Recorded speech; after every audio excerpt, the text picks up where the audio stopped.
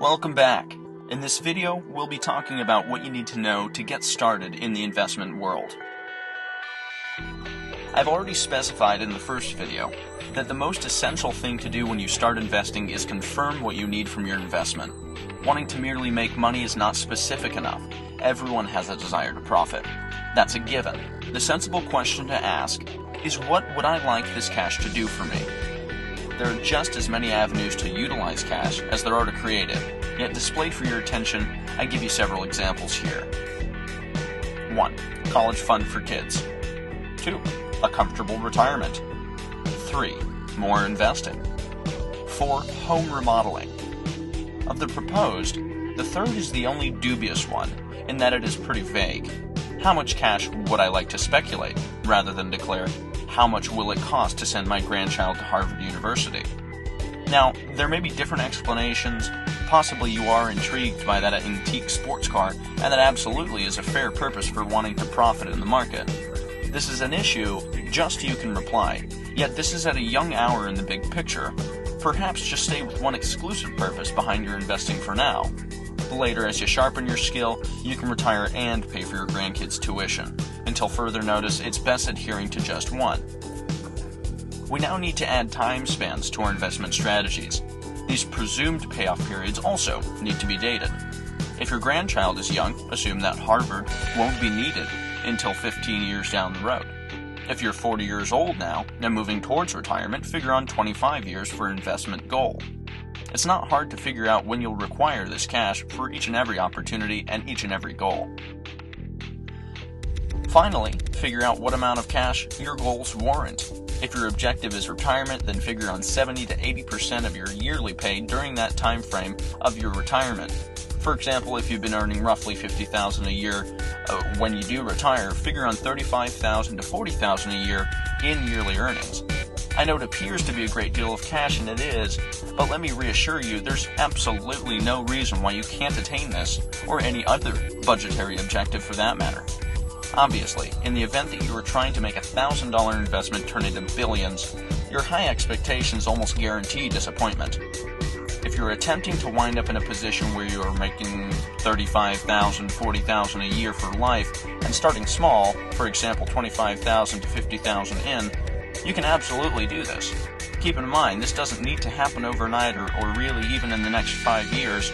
That is why it's important not only to know the amount of money needed to achieve this goal, but also the time frame. If you have plenty of time to reach your goal, starting small can be easy and comfortable. If you have a more pressing deadline, more money to start with may be the better strategy. I should let you know that there is a plethora of investment calculators accessible online that will let you know what amount you do need to contribute each year to actualize your objectives. Find them and try them. Find one that's simple and easy to use. Note one thing, however, if you do try 2 different, 3, 4 different calculators, don't be surprised if they do give you different results. Each one is designed differently. I recommend that you do pick the calculator that provides a less favorable number. This may seem counterintuitive to pick this one, but the slightly added difficulty and slightly higher investment size will keep you ahead of the curve and increase the likelihood of hitting your mark within that specified time frame and within your specified amount of money, perhaps even earlier. Using these tools will give you a crystal clear understanding of where you stand, given your beginning assets and the time span you need to finish your objectives.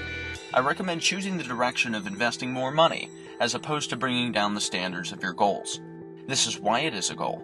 It is something to be worked towards, not handed to you. I do hope this philosophy seems simple to you and does resonate with you. Once you know where you stand, you should figure out how aggressive you need to be to meet these objectives. This hits close to home with your risk tolerance. Be honest with yourself. Ask yourself those uncomfortable questions. Am I the sort of individual that can remain steadfast when my stocks appear to be failing, when I am convinced I'm doing the right thing? If you're like most individuals, you'll probably state that you are, but allow me to change the specifics of the concern a bit and reiterate the question.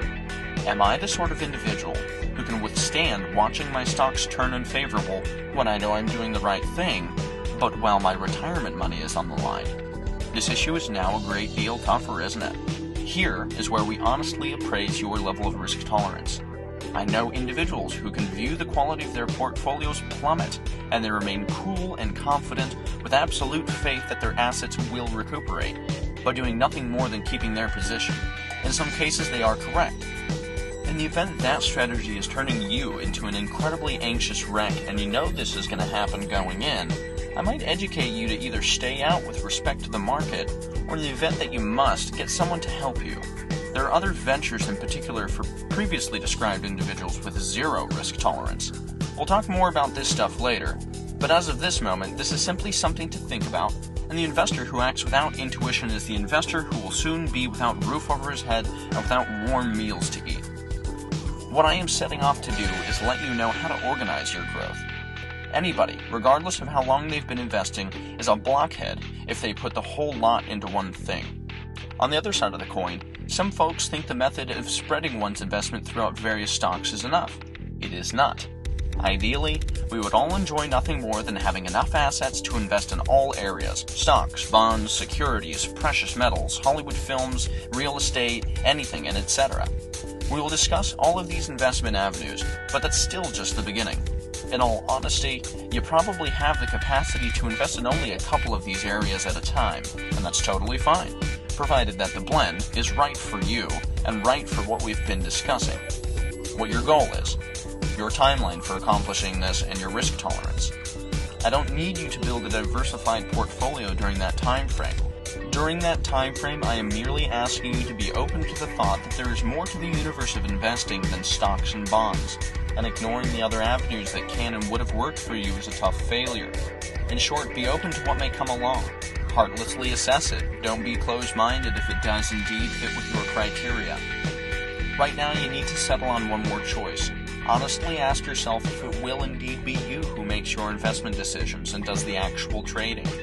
If you yourself are heading off to do it, then you're an admirable soul for running your particular investment portfolio. If you don't have room in your schedule, then it is preferred to have a broker do it for you. You can utilize their skill and experience, but still make all of your own choices. Just make certain that the decisions you make are ideal for you, and this is even before you begin picking specific investments. Now, to the amateur.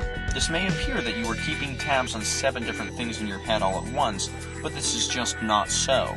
What you are doing is recognizing numerous things, yet you can acknowledge them independently. With time and practice, you'll begin to understand, for instance, how adapting your risk tolerance influences the time you need to speculate to accomplish your objectives. There are aids that can help you with any or the greater part of this. However, they cost money, and this is okay, but be aware that it may be affecting your number one priority, which is growing your investment. I will reiterate, if you think you're in over your head, you probably are, and there's nothing wrong with making a request for assistance.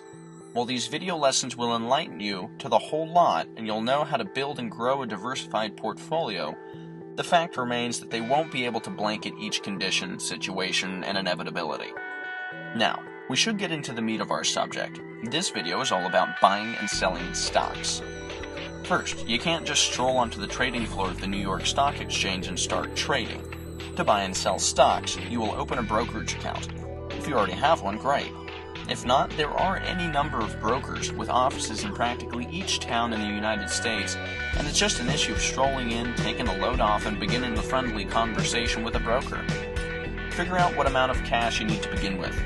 Don't be hesitant to stroll into a business with $10,000 or even less.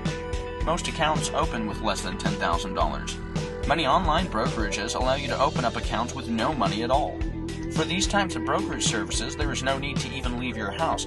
Simply go online, open an account, and begin trading. So, tell your broker that you have enough cash to work with, and you need to buy numerous shares of, let's say, Business X. Right away, there are numerous routes to execute this buy, yet when you are utilizing a broker, we will state that you are obtaining them at market cost, which is to say whatever value they are at the minute the buy is made. We might state that you have obtained 100 shares of Business X. That means that you truly own a bit of Business X. With that, you claim a bit of the profits paid out and any fate potential of that association.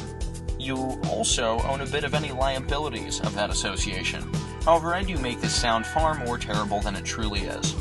If there are 100 million stakes issued by Business X, you really claim only 1/millionth of that group.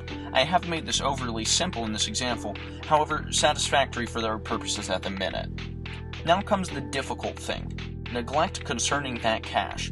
That cash is dead. It's lost. It's gone to the extent that you are concerned for the moment. Doesn't mean you've lost it, just means you ought not worry yourself about it. Provided that you've done your homework, that cash will now work for you.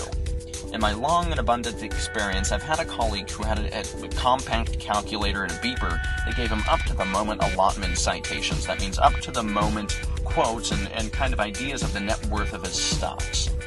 He'd sit in a cafe with his calculator and beeper, reviewing the change in his total assets several times each 5 minutes.